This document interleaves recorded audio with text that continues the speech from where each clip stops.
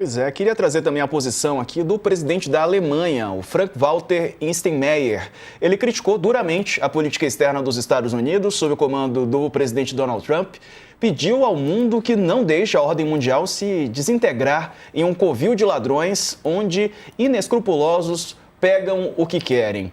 Em comentários excepcionalmente fortes, pareciam se referir a ações como a destituição do presidente da Venezuela, o ditador Nicolás Maduro, no fim de semana. Embora o papel do presidente alemão seja, em grande parte, cerimonial, as palavras dele têm algum peso, né? Ele tem mais liberdade para expressar opiniões do que os políticos. Descrevendo a anexação da Crimeia pela Rússia e a invasão em grande escala da Ucrânia como um divisor de águas, o Steinmeier disse que o comportamento dos Estados Unidos representou uma ruptura histórica, segunda ruptura, segundo ele, o Charlot. E essa posição de um país europeu importante como a Alemanha, um presidente alemão?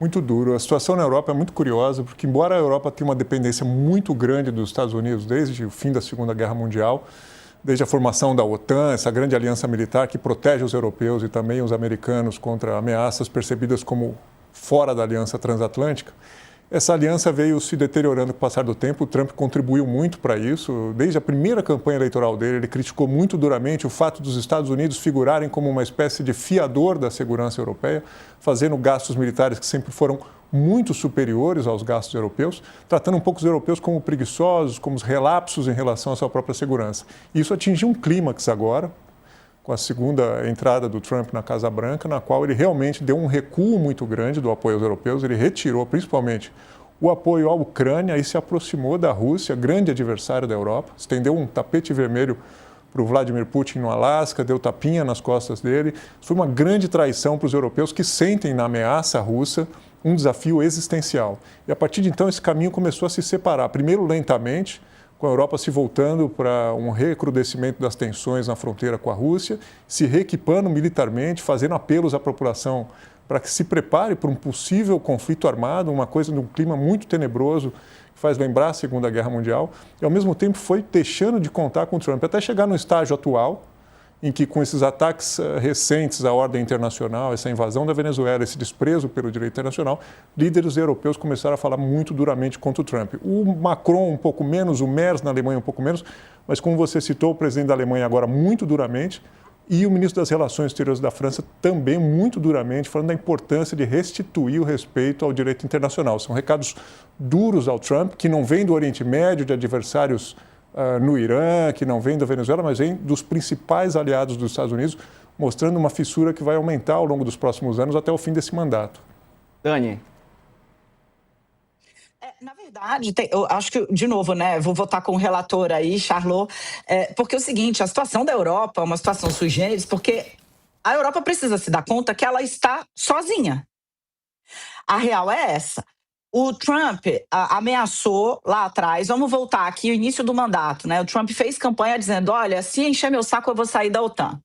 Porque a OTAN, a aliança dos países do norte, né? Ela é fruto aí, né, do fim da Segunda Guerra. E hoje os Estados Unidos são a maior força bélica do mundo, por óbvio, e é o que garante alguma proteção à Europa. Se os Estados Unidos saem, bom, situação fica difícil. Então, esse é um instrumento de chantagem que o presidente americano usa permanentemente. Agora, Trump conseguiu arrancar da União Europeia aportes jamais feitos pelos países Alemanha, Espanha, Itália, em equipamento bélico, em armamento. Isso ele fez com o secretário-geral da OTAN do lado, dizendo o presidente americano é maravilhoso, numa cerimônia que foi praticamente tá me vindo a expressão em inglês, né, bend over, mas é quase que um cumprimento, assim, né, uma reverência, digamos assim, ao presidente norte-americano. E aí, agora, o que aconteceu? A Europa não conseguiu reagir em uníssono à ação dos Estados Unidos na Venezuela, né? A Europa viu, num primeiro momento, a gente teve Emmanuel Macron felicitando a ação de Donald Trump, a ponto do Lula ter voltado para Brasília agora e está previsto uma conversa, eu vou até checar aqui, Sarza, durante o jornal, se essa conversa não aconteceu, acho que não no dia de hoje, porque 8 de janeiro, mas ela estava para acontecer ainda essa semana, tá? Assim como o primeiro-ministro alemão Friedrich Merz. A Alemanha, desculpa. Não, eu peço, porque lembraram aqui no nosso chat do YouTube, foi o Luiz Cavalheiro, que até a Marine Le Pen foi uma das que se somaram a esse discurso de críticas. Veja que o Macron elogiou a ação americana e a Marine Le Pen, que é o maior nome da extrema-direita na Alemanha hoje, e ela está fora das eleições por conta de ações da justiça, mas vai indicar alguém e terá peso. A Marine Le Pen falou, não, isso viola todos os tratados do direito internacional. Veja o que precisou acontecer, e aí eu acho que vale a pena a gente fazer mais um girinho, se der para incluir no assunto, para que a Europa acordasse e dissesse, ups, pode acontecer comigo amanhã. Foi o Trump dizer claramente que não descarta a tomada da Groenlândia por meio de ação armada. Aí a Europa entendeu, é verdade, ele começou o mandato falando que ele queria anexar o Canadá e a Groenlândia por uma ação estratégica de proteção aos Estados Unidos. Agora ele voltou a falar isso. Daí vem a fala da Alemanha que você retoma hoje, e não foi só ela. Salvo engano, teve uma manifestação também da Espanha, não foi isso? Salvo engano, teve uma manifestação, uma segunda manifestação de um líder europeu. Agora, precisou que a Europa entendesse que o perigo vai bater também na porta dela e não só na longínqua, digamos assim, América do Sul. Charlot. Tem matizes muito interessantes nessa história. Assim, o Macron tinha ido à Groenlândia antes da invasão na Venezuela e fez a fala que eu considerei mais dura até agora contra os Estados Unidos, muito velada, claro, em termos diplomáticos, mas falou num tom militar a respeito da proteção da Groenlândia como um país que faz parte da Dinamarca, que é parte da OTAN e da União Europeia.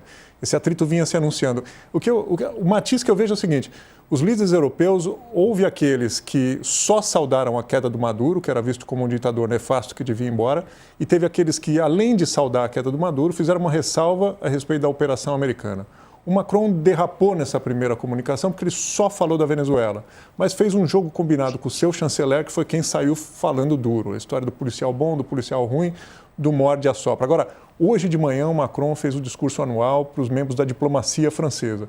E foi um discurso muito duro sobre a importância de manter a ordem internacional, de manter a legalidade e de apresentar propostas de maneira corajosa, de maneira a moldar um novo mundo que reafirme os valores do direito internacional que estão sendo soterrados pelo presidente Trump nesse momento.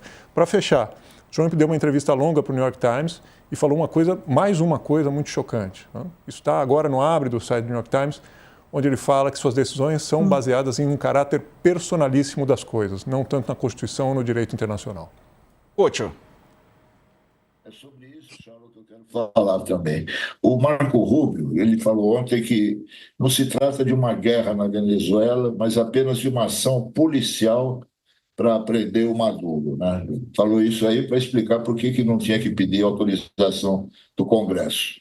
Ao mesmo tempo, o Trump disse que a supervisão dos Estados Unidos na Venezuela pode durar anos. Ou seja, ele vai anexar o país, transformar no protetorado dos Estados Unidos, como é Porto Rico. É o imperador Donald sem disfarces. O pior é que isso é visto pelo mundo com a maior naturalidade. Sobre a Groenlândia, ele está em dúvida ainda se compra ou invade na mão grande. Essa manifestação hoje, o chanceler alemão, de que os Estados Unidos estão destruindo a ordem mundial e a China fala em violações, mas não passa disso, né? São notas que os governos divulgam criticando os Estados Unidos e Trump, mas nenhuma medida concreta.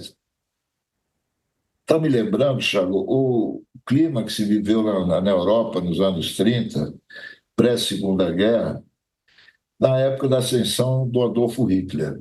Me parece mesmo que há semelhanças, porque não estão levando o Trump a sério, apesar de todos os sinais que ele já deu.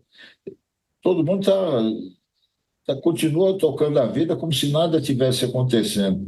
Nós não corremos o grande risco não é só a questão da Venezuela, Groenlândia e tal, mas de ter um possível conflito mundial a partir dessas maluquices todas que o Trump está fazendo.